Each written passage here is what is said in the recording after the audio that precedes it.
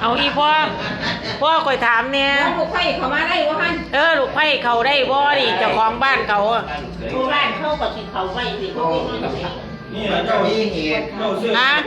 กับมีเหตุไม่นามเรียกหมายถึงว่าห้องนี้ห้องนี้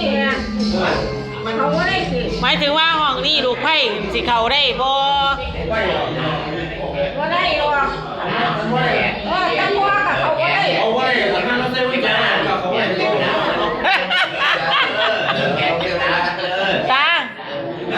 ขออนุญาตถามแน่จ้าเจ้าของบ้านนี่ลูกไผ่เขาสิเขาได้บ่ไผ่ลูกไผ่เหลือภาษาลูกไผ่เลยอนุญาตมันว่าเจ้าของบ้านเขาเลย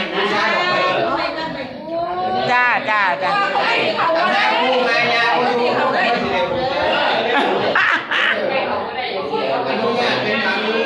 เป็นเขาได้อยู่อันมา